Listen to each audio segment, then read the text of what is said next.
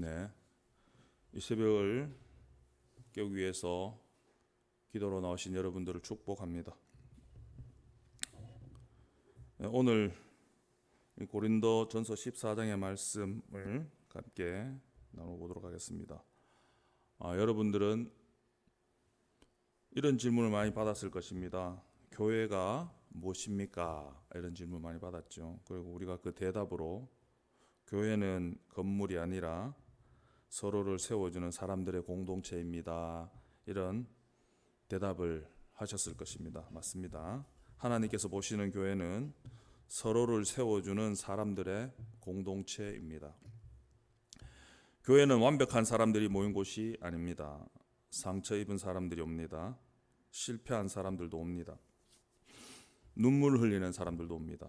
직장에서 힘들어하고, 가정에서 힘들어하고, 자녀 문제로 울고, 사람들과의 관계의 어려움, 경제적인 어려움 때문에 밤잠을 이루지 못한 사람들이 교회의 문을 열고 들어옵니다. 그런 사람들이 교회에 왔을 때 가장 필요한 말이 무엇이겠습니까? 그들에게 가장 필요한 것은 형제님 괜찮으십니까? 성도님 제가 도와드리겠습니다. 집사님 같이 할까요? 라는 따뜻한 말 한마디일 것입니다. 어쩌면 누군가의 인생이 이 따뜻한 말 한마디 때문에 다시 일어설 수 있습니다. 고린도전서는 사도 바울이 에베소에서 사역하던 중 고린도 교회가 심각한 내분과 분열에 빠져 있다는 소식을 듣고 고린도 교인들에게 보낸 첫 번째 편지입니다. 바울이 생각하기에 이 모든 문제의 원인이 고린도 교회가 믿음을 심각하게 오해했다는 것입니다. 고린도 교인들은 이미 자신들이 하늘에 속한 세계의 한 부분이라고 착각했습니다. 그 증거로 그들이 내세우는 것이 바로 신비한 언어, 방언으로 말하는 것이었습니다. 고린도 교인들은 방언을 개인의 영적 과시 수단으로 사용했습니다. 그들은 이미 배부르며 풍성하며 또 왕이 되었다고 말했습니다. 건방지게 굴었고 스스로 자만했습니다. 그리고 바울과 함께 일하는 사람들도 깔보았습니다.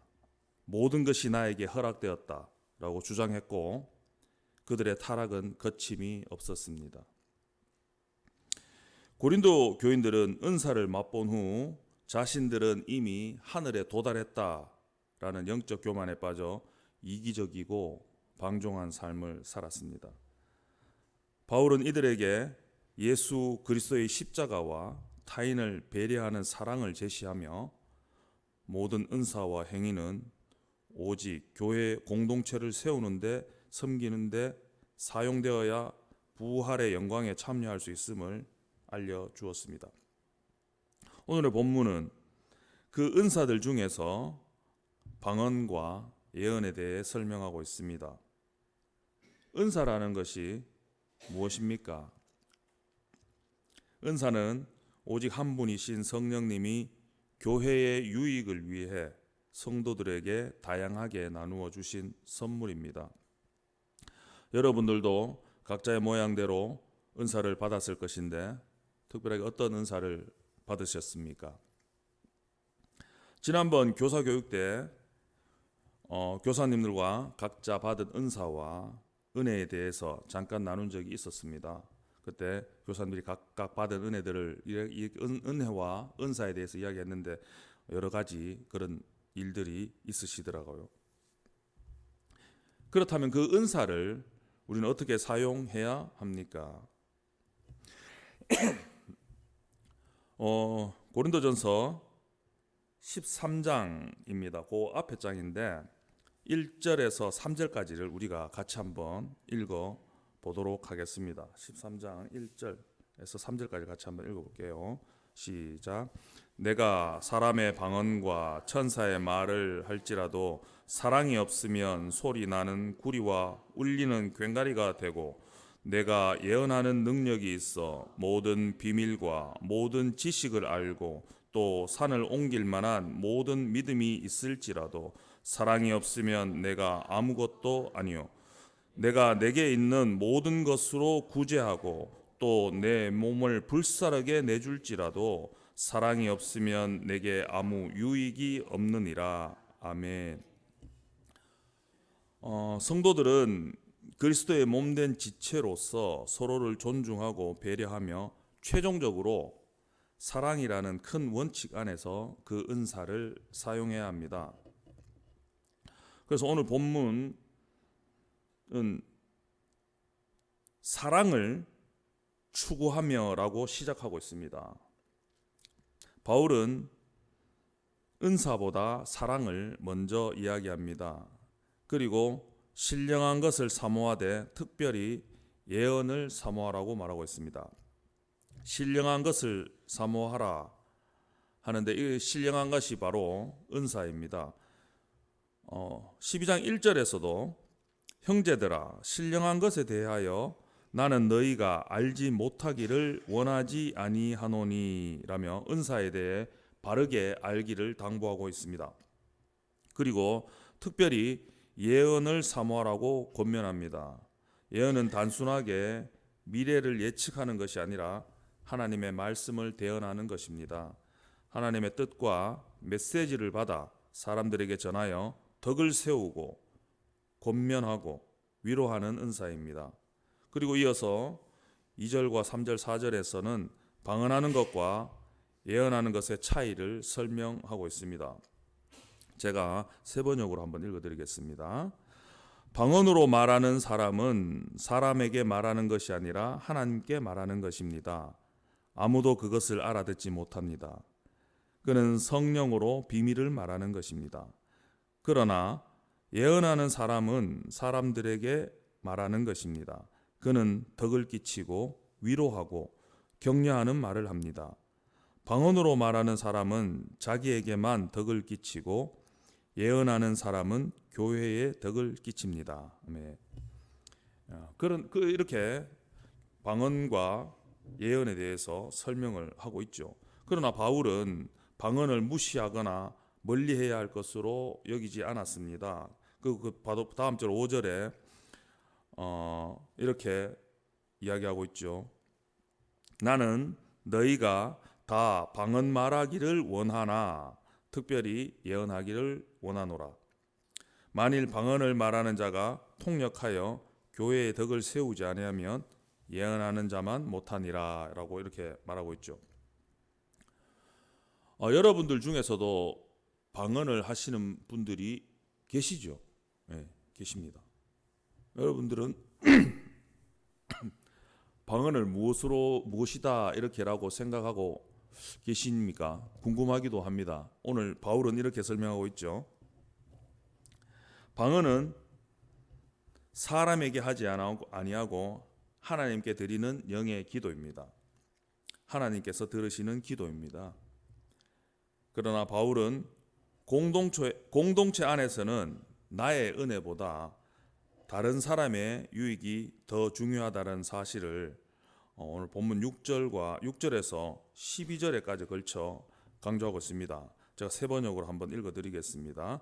형제 자매 여러분, 내가 여러분에게로 가서 방언으로 말하고 계시나 지식이나 예언이나 가르침을 전하는 방식으로 말하지 않는다면 여러분에게 무슨 유익이 되겠습니까? 필이나 검은고와 같이 생명이 없는 악기도 각각 음색이 다른 소리를 내지 않으면 피리를 부는 것인지 수금을 타는 것인지 어떻게 알 수 있겠습니까? 또 나팔이 분명하지 않는 소리를 내면 누가 전투 준비를 하겠습니까? 이와 같이 여러분도 방언을 사용하기 때문에 분명한 말을 하지 않는다면 그 말이 무슨 뜻인지 남이 어떻게 알겠습니까? 결국 여러분은 허공에다 대고 말하는 셈이 될 것입니다. 이 세상에는 수많은 종류의 말이 있습니다. 그러나 뜻이 없는 말은 하나도 없습니다.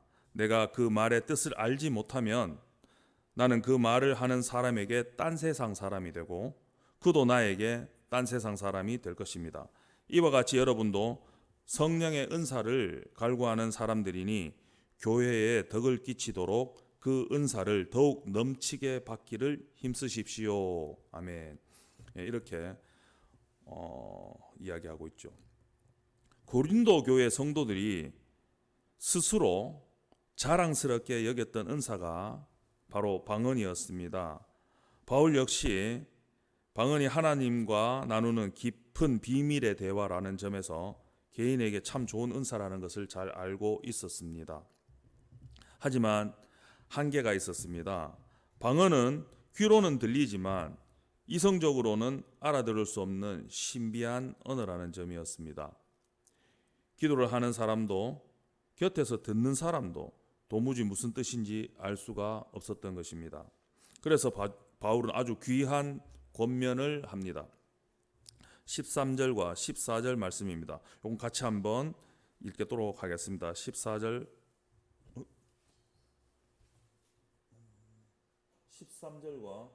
13절과 14절입니다. 시작. 그러므로 방언을 말하는 자는 통역하기를 기도할지니 내가 만일 방언으로 기도하면 나의 영이 기도하거니와 나의 마음은 열매를 맺지 못하니라. 아멘. 방언으로 기도할 때 우리의 영은 뜨거워집니다. 하지만 정작 내 지성과 마음은 내가 지금 무엇을 구하는지 깨닫지 못합니다. 당시 고린도 교회 성도들도 그랬습니다. 그 기도의 의미가 무엇인지도 모른 채 그저 공적인 예배의 자리에서 내가 이만큼 신령하다라는 것을 자랑하듯이 방언을 쏟아냈습니다. 사실은 바울은 그 무질서한 모습을 보며 가슴이 아팠습니다. 내가 무슨 기도를 하는지 알지 못하는 상태로는 결코 교회를 아름답게 세울 수 없기 때문입니다.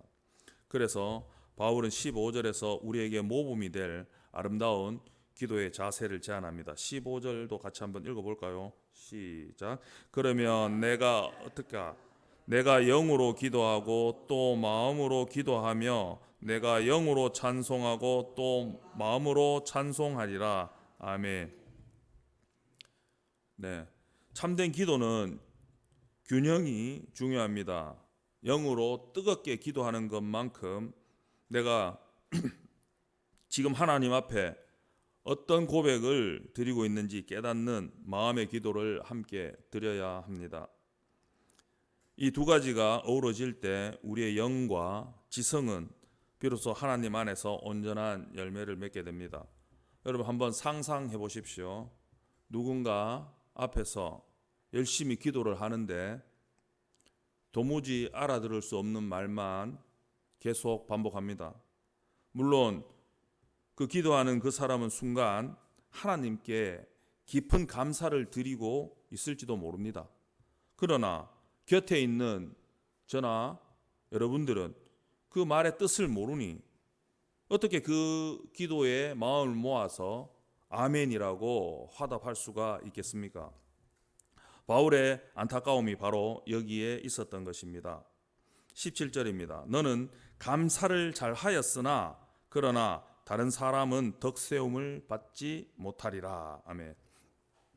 방언으로 기도한 당신은 감사를 잘 했을지 몰라도 다른 사람에게는 아무런 영적 유익을 주지 못했다라는 지적입니다. 바울이 고린도 교회를 책망한 이유는 방언을 해서가 아닙니다. 곁에 있는 형제자매를 전혀 배려하지 않은 그 이기적인 마음을 책망한 것입니다. 사실 바울은 그 누구보다도 방언을 많이 하고 깊이 체험한 사람이었습니다. 바울도 방언을 했습니다. 18절입니다. 나는 너희 모든 사람보다 방언을 더 말함으로 하나님께 감사하노라.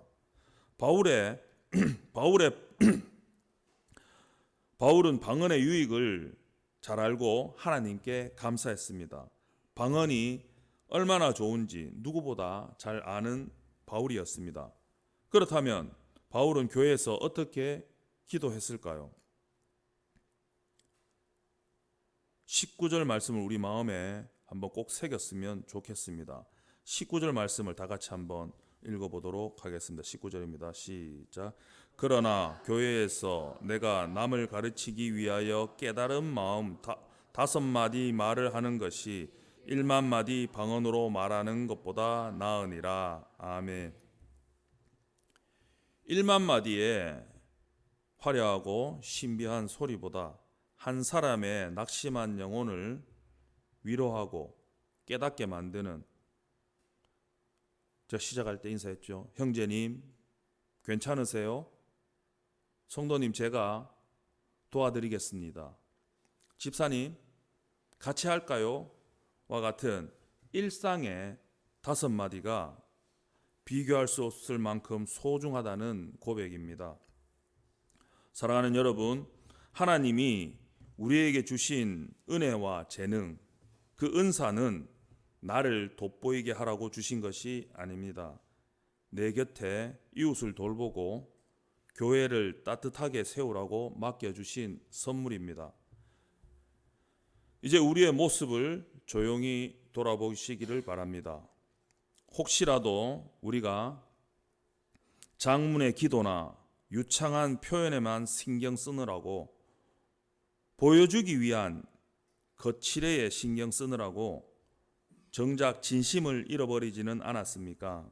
오늘 이 시간 나만의 만족을 넘어 곁에 있는 이들을 따뜻하게 배려하는 기도, 그리고 우리의 마음을 담은 진실한 다섯 마디의 말로 하나님을 기쁘시게 해드리는 우리 모두가 되기를 온 마음을 다해 축복합니다.